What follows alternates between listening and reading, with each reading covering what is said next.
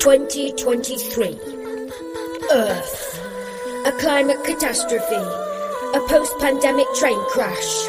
Possibly one of the stupidest times in history to procreate. I am Shara, Mummers of Power.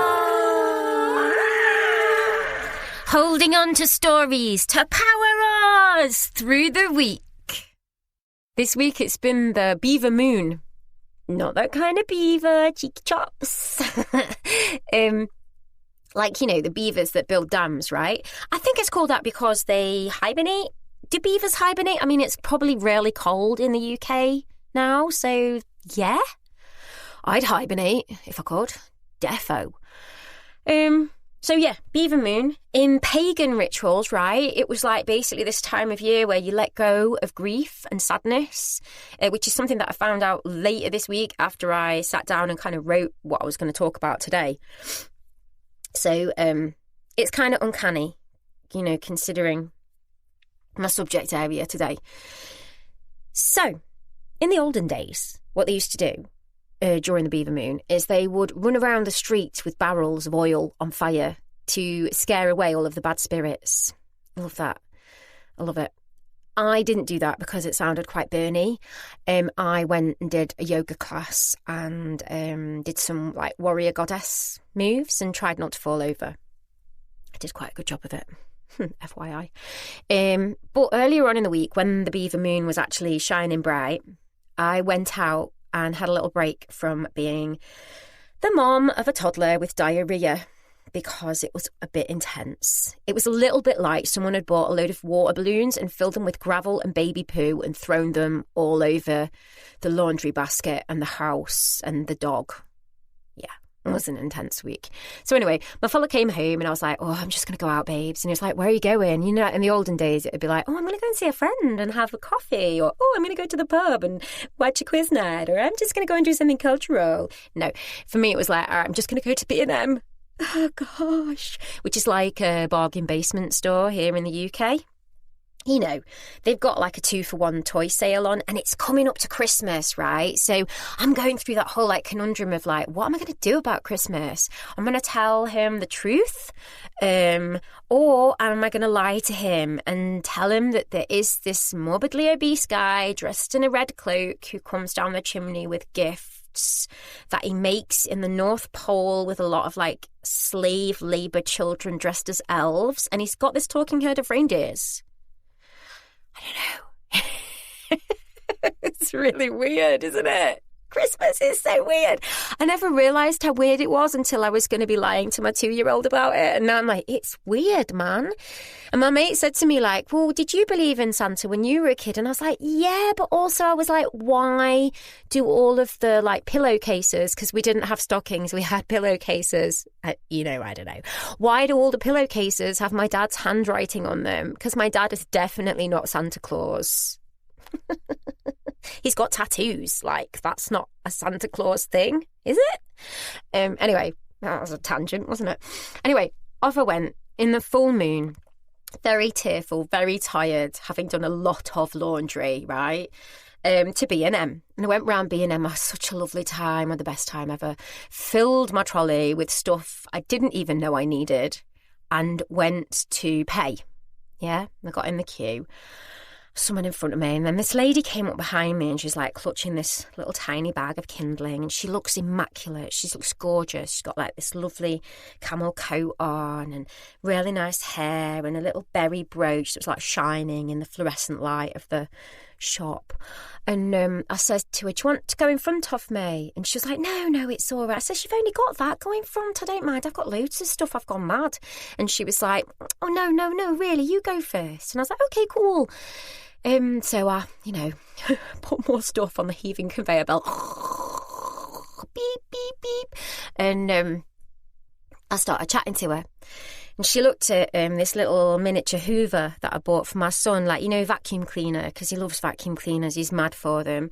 I think it's because he enjoys intimidating the dog with them because she's really, really scared of them. I think the dog thinks that the vacuum cleaner is trying to kill us every time we hoover the floor, or she's just furious that we're taking away the hideous smells that she's created over time in the carpet.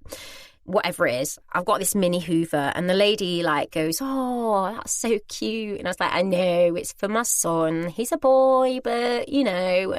And this lady was like, "Oh, it doesn't matter." And she said, "Oh, my son had a tiny Tears and a little pram, and he used to push it round all the time. He just loved it." And I said, "Oh," when we found out that we were having a boy, I said to the ultrasound lady, "Oh, you know, I'm going to have to teach him to be a feminist, aren't I? Get him to put his pants in the drawer." And the nurse was like, "Are you all right, love?" And I was like, "Yeah, I'm really happy. So anyway, this lady was laughing, and then she kind of she kind of went a bit watery and a little bit shaky. And she paused and she said, "Sadly, I lost mine." So I just had this moment where I was like, "Ooh, okay." And I did this really hideous thing that we do when we're being very, very British. And I said, "Oh, I'm really sorry." I don't know, why do we say that? Why do we say that? It's not helpful, is it? But it just comes out your mouth. You want to reel it back in again, but you don't have time because it's already come out. Anyway, she stood there. She was so gracious. She stood there and she said, "Oh, no, don't be sorry. Please don't be sorry." And I was just stood there trying to get my foot out of my mouth. And she said, "I have so many wonderful memories of him. He gave me so many wonderful memories." And I think at that point, she stopped being this like really well-dressed lady in the discount store, and she became, like, in my eyes, like a female version of Jesus or something, you know, like an absolute Amazonian warrior in a little camel coat. You know, I felt like I was bathing in awe of her courage to stand there and to be so honest and open-hearted. Because the thing was, right, is that's the question I've been asking myself ever since I was told I had a viable pregnancy. What if I lose him? So from, you know, the first scan where you hear their little heartbeat, ba-dum, ba-dum, ba-dum, ba-dum, ba-dum, ba-dum, ba-dum. And then the second scan where you see them and the heart's still beating. And then the third scan where they tell you if it's a boy or a girl. This question, you know, what will I do if I lose him? And I think it's an anxiety that underpins almost my daily life as a mother, you know. I lost 3 babies before I had a viable pregnancy, so I had 3 miscarriages. And meeting this woman and her saying that to me, I felt like the universe or the bargain basement store or God or whatever it is you believe in, I feel like in that moment they brought me this lady to say, "This is what, babes, this is what." Because look, she's lost her son, and look at her. Look at how brave she is. Look at how open she is, how kind she is. And I felt like I was in the presence of, like, just something miraculous, you know? And time slowed as it does when you're in the presence of someone else's grief, you know? It's like you think Keanu Reeves is going to come down the pharmaceutical aisle in slow motion, dressed as Nero in his long jacket, and pass you a Basarm-covered Kleenex so you can get through the next moment, you know? But anyway, I thought, right, Charlie, buckle up and connect with this lady, because she's given you a gift there. She's given you a powerful, wonderful gift there. So buckle up, fly straight and connect with this lady, and stop worrying about saying the wrong thing, you know, because that's not going to help. Just talk to her, yeah, and see where it takes you. So I was like, oh, you know what? I'm going to make this connection. I was just going in for it. And I was like, I really worry about, like, when he goes to school, you know, like, and I didn't know if she'd know what I was talking about. And part of me was thinking, oh my goodness, I hope that her child at least made it through school and that I don't upset her or whatever, you know. And she just said to me, yeah, the peer pressure, it changes them. It really does. And we had this beautiful moment where it was really connecting and the smile on her face suddenly hit her eyes, you know, and they were sparking and they had stars in them. And we were like, yeah, you know what? We both get this. We're both connected. It was really beautiful. And then the checkout lad went, hiya, duck, you're right. Cut through it. You know, like often as we have these like moments in life, these magic little moments. Ah, yeah, you're right, ducky. This is a Derbyshire thing, right? People call each other ducky. All right, duck, all right, duck. It's Nottingham as well, where I come from in the UK. Anyway, so he said that and I was like, oh yeah, I'm fine, thanks, whilst trying to tenuously keep this like connection up with this lady and get all my, you know, stuff I didn't even know I needed through the conveyor belt and onto my trolley. And I could see he was thinking, she's bought a lot. Is this yours as well, Ducky? Yeah, that's mine too. Yeah, she's just got a bag of kindling. Yep.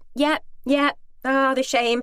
So the stuff went through the till and the lad's banging on about God knows what. You know, he's like, oh yeah, and it's dead good working. I love working here, I do. I got this thing in the storeroom the other day. I got 20% off it. It was a CX24 battery and I needed one of them because the old one had run out. And me and this lady were both like smiling, like, you know, and nodding our heads, and neither of us know what he's talking about. And I just had this thing where I was like, oh, you know, look at us three lovely people, you know, just clawing our way through life, you know, surviving as we go. And she suddenly said, don't worry, he'll come back to himself, your son. My Adam did after school. And you know what? It was beaut. It was absolutely beaut, because I was like, not only has the universe brought me this lady, but it's brought this lady me. This new mum just clawing away through toddlerhood, you know, and the new mum that she used to be, and this young man who's kind and lovely and gorgeous, chatting away about his whatever it is, battery for whatever, I don't even know. You know, the son that she's lost. And it was just really lovely, this lovely little moment. Anyway, I filled my trolley, emptied my bank account, said thanks to the lad, and went to say goodbye to her. And she said to me, I'll think of you and your boy on Christmas Day. And I was like, oh, gosh, you know. And I thought, I can't hold it together anymore. I can't hold it together. And so I said, thanks, you know, goodbye. And I went and I sat in my car. And I just cried. Like I just cried and cried and cried. I cried because of all the grief that I didn't realise I was carrying for those little ones that didn't make it. Those babies and those lives that I thought I would have with those babies that I didn't get the chance to have. I cried because I can feel what it feels like when I'm tickling my little boy and his little laughter's reverberating through my tummy or my chest. And I remember the feeling of him being in my tummy, my womb, and kicking, and you know how close and visceral all those memories are to me. And I just cried, you know, and it was so cathartic. Like, seriously, guys, I do sometimes wonder, like, if steering wheels could disintegrate under the power of tears, I would literally just be driving around with a joystick. Honestly, I cry in my car so much, it's ridiculous. I do park up, so, you know, don't worry, I'm not going to have a crash. Yeah. But I sat there and wept, and I just thought, you know what? We're all rushing through this life. We're rushing and trying to make our way through this life and trying to get the laundry done and wipe the poo off everything and make sure our kids, you know, don't vape too much, or, I don't know, post pictures of their willies on the internet. I mean, it goes on, doesn't it? But, like, really, you know, if you just slow down a bit, you know, have a weep under the full moon. Take in the kindness of strangers. There is so much joy and love, so much that is a miracle in amongst all of the pain and troubles in life. And so that's my message today. Be kind and prosper. That's all from me this week, Shara. Moments of power. Pow, pow, pow, pow, pow. Ta-ra, my ducky chickens. Ta-ra.